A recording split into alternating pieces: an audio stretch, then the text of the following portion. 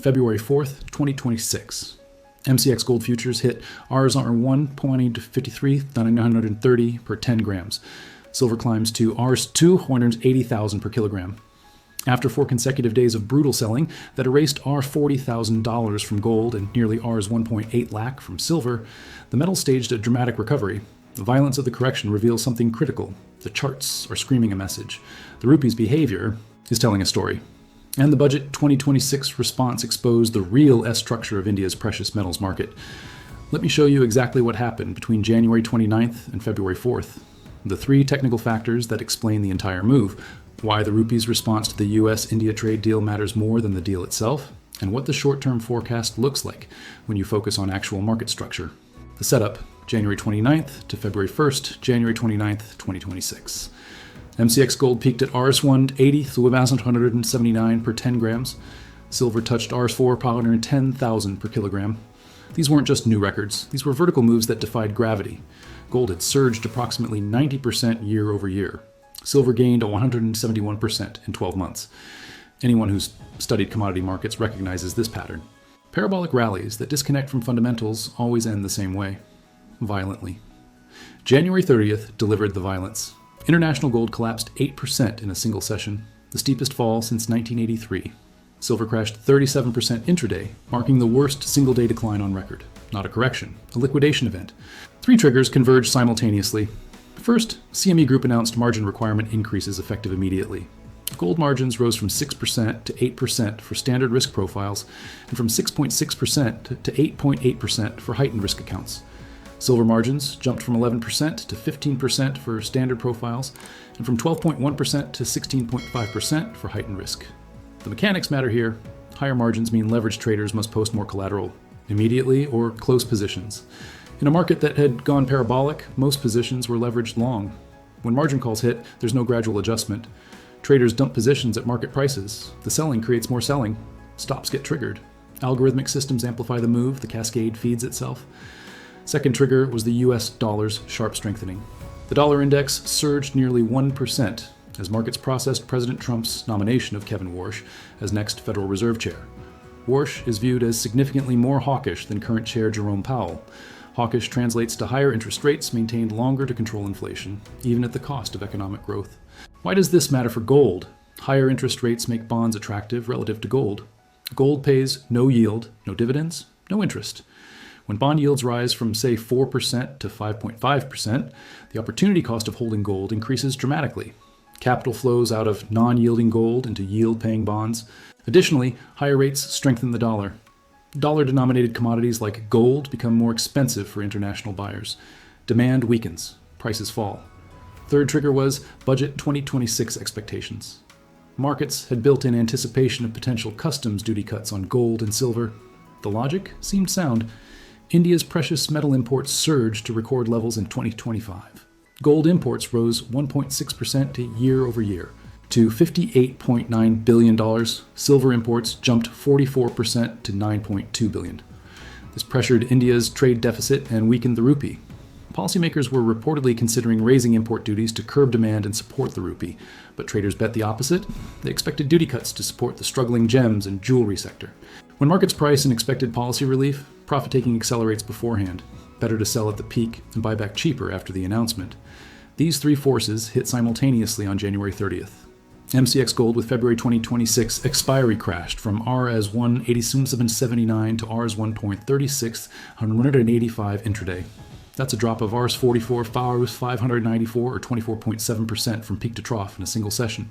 MCX silver with March 2026 expiry plunged from Rs 410,000 to Rs 265,652. A crash of Rs 1, 44,348, or 35.2%. To understand the magnitude, silver lost more value in one day than it had gained in the previous 6 months of rallying. Gold erased 3 months of gains in hours. Traders who were leveraged long from Rs 380,000 on silver or Rs 170,000 on gold were completely wiped out, not just losses. Total annihilation of capital. The selling didn't stop on January 30th. February 1st was budget day. MCX opened for a special trading session. Gold fell another 9% before Finance Minister Nirmala Sitharaman's speech. Silver hit the 9% lower circuit breaker, the maximum allowed decline in a single session. Trading was halted repeatedly. Exchanges imposed emergency measures. BSE implemented a 20% circuit limit on gold and silver ETFs. Trading was restricted to a plus 20% band around the previous day's NAV. The system was breaking under sustained selling pressure. Circuit breakers, designed to prevent panic, were being triggered repeatedly. This indicated systemic stress, not orderly market function. Then, Finance Minister Sitharaman delivered her speech. The market's reaction to what she said, and more importantly, what she didn't say, revealed the true nature of the sell-off. The budget contained no changes to gold or silver import duties. Customs duty remained at 6% for gold, completely unchanged from 2024 levels. Silver duties remained constant. No GST rationalization, no export incentives for the gems and jewelry sector. The only concession was exempting capital gains tax on sovereign gold bonds to stimulate demand through that specific channel. That's it. No dramatic policy shift, no duty cut to celebrate, no duty hike to fear, just complete status quo. Markets responded immediately and decisively. Gold futures recovered from RS1 to 36,185 to close the session at RS1 from 43,000, up RS7 about 83, or 0.6% from pre-speech levels. Not a rally, but stabilization. Silver stabilized at RS2 8,044, essentially flat after hitting the 9% lower circuit earlier. The message was unmistakable. The correction wasn't fundamentally about policy expectations. It was about over-leveraged positions being liquidated in a parabolic market that had stretched too far too fast. The budget provided certainty, not relief. And in markets gripped by liquidation cascades, certainty alone is sufficient to stop the bleeding. Traders don't need good news. They just need to know what the rules are. The recovery. February 3rd to 4th, February 2nd showed no mercy.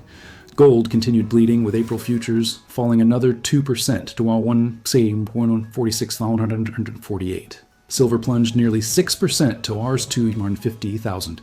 The metal that had kissed our 4.1 lakh just days earlier was now trading 39% lower.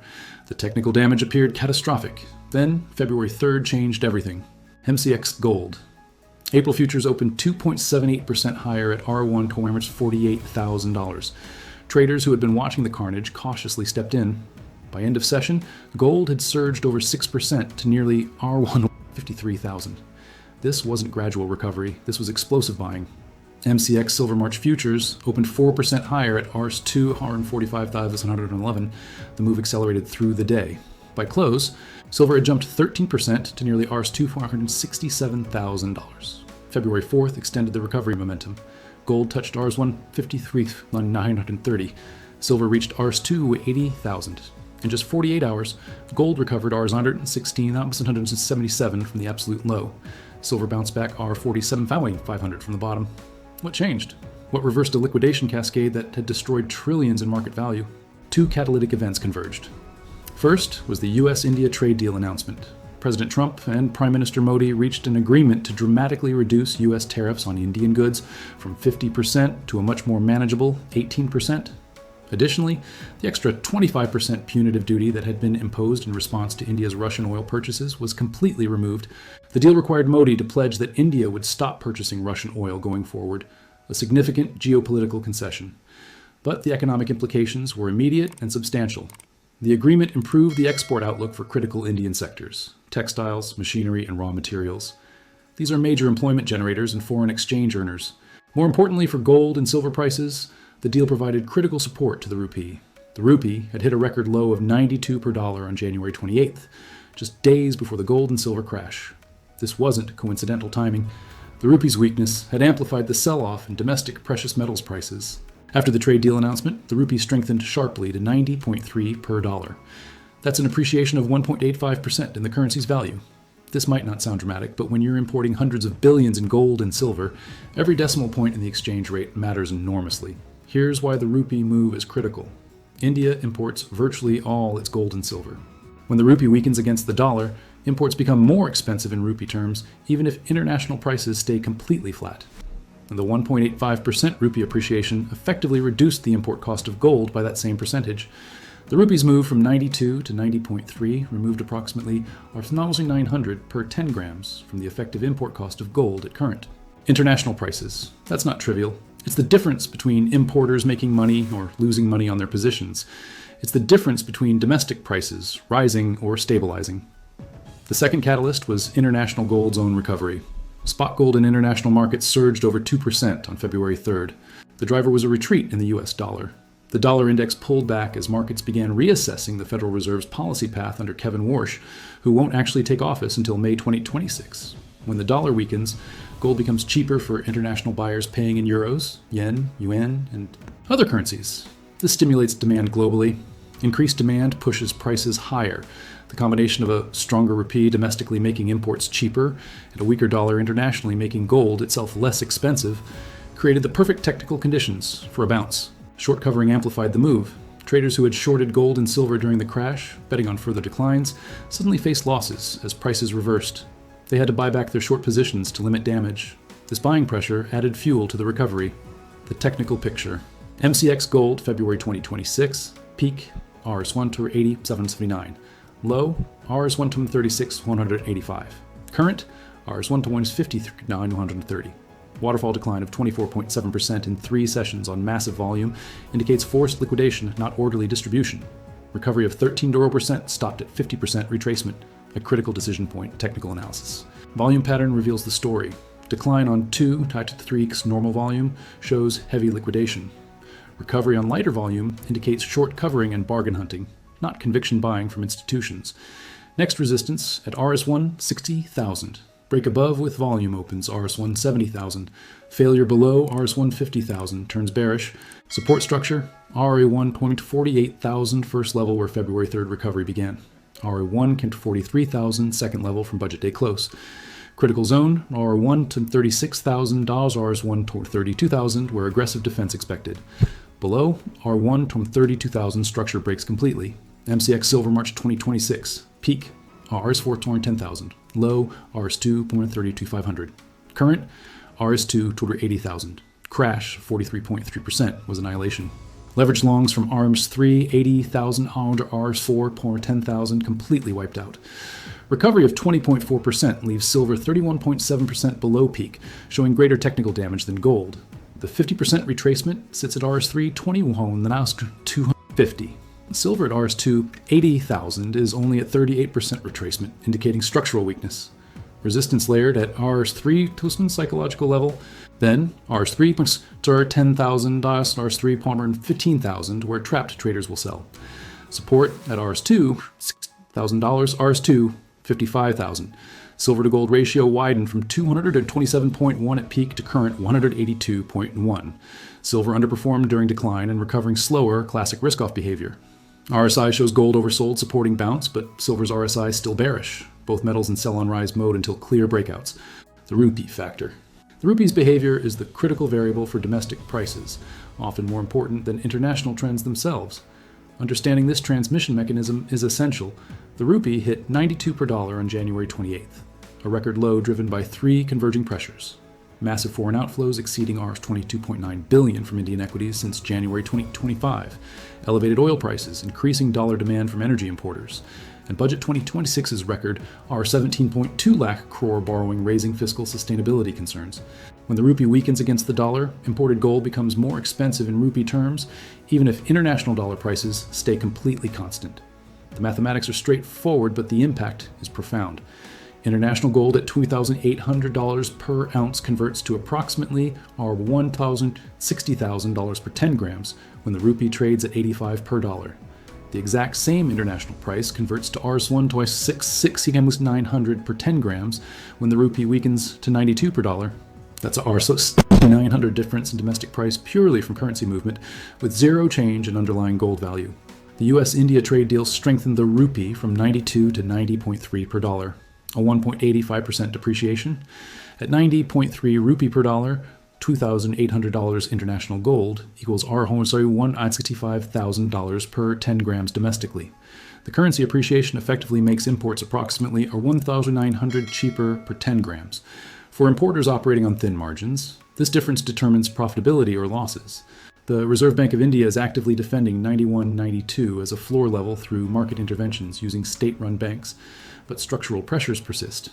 The trade deficit continues despite the US deal. Foreign portfolio outflows from equities remain elevated. Budget 2026's borrowing requirement is the highest in India's history.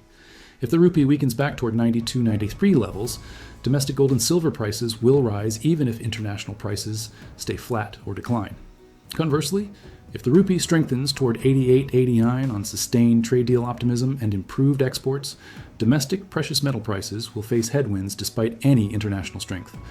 The rupee-dollar exchange rate functions as the primary transmission mechanism that either amplifies or dampens international price movements for the Indian market.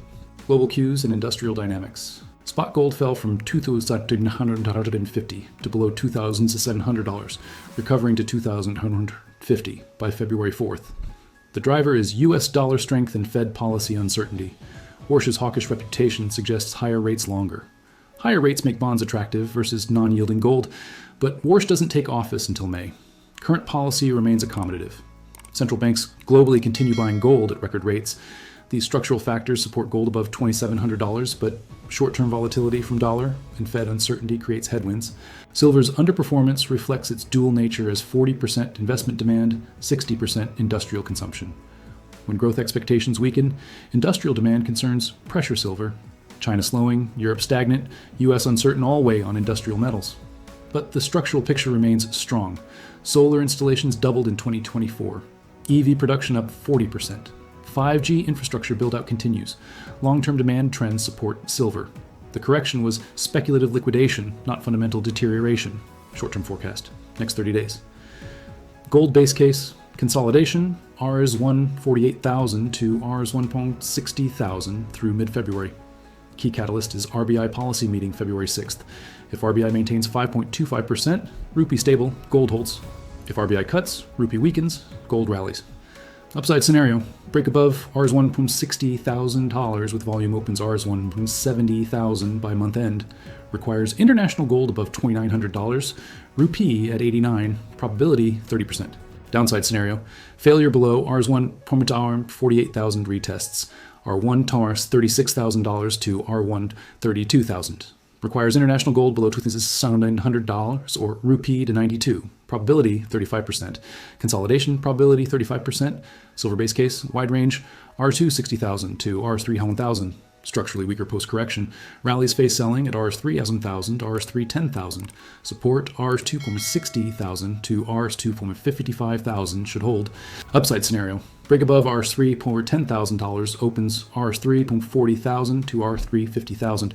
Requires international silver above $85, industrial optimism, probability 20%. Downside scenario, failure at Rs2, 555,000, retests Rs2, $32,500 or lower. 43% crash damage takes time repairing, probability 45%, consolidation 35%.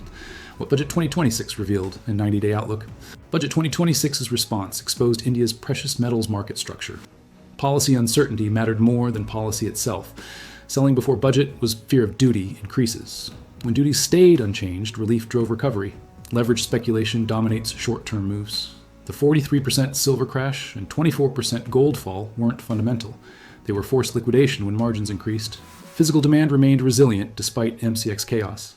Spot prices in Delhi, Mumbai, Kolkata stayed around Rs 1.69 for 300 throughout the budget session. Chennai at Rs 173,000 out of 10. The physical market didn't crash like futures because jewelry and wedding buying aren't leveraged. ETF flows stayed strong.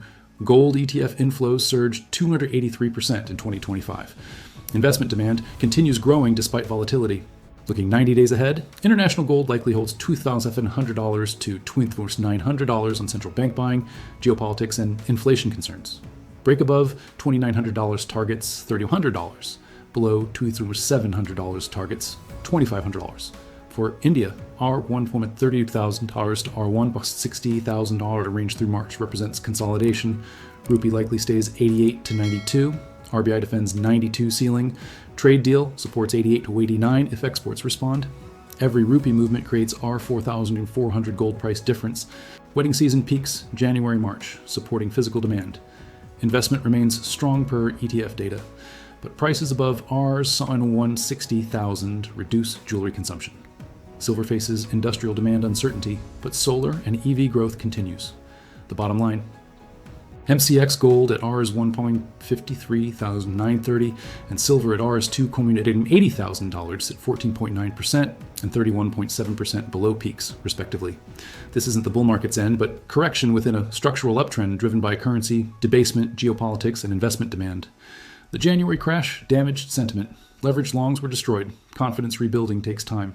Short-term is consolidation. Gold Rs 148,000 to Rs 160,000. Silver Rs 260,000 to Rs 300,000. Volatility stays elevated with single-day moves of Rs 3,000, Rs 5,000 in gold, Rs 15,000, Rs 25,000 in silver. The 90-day view depends on breakouts. Gold above Rs 160,000 targets Rs 170,000, Rs 175,000. Below Rs 143,000 targets Rs 132,000. Silver above Rs 310,000 targets Rs 340,000. Below R2 55,000 retests Rs2 32,500. The rupee is the critical variable. Strengthened to 88 makes imports cheaper. Weakened to 93 makes them expensive regardless of international prices. What happens at Rs 160,000 for gold and Rs 3,000 for silver determines next direction. Charts, rupee, and global cues all point to consolidation before the next violent move.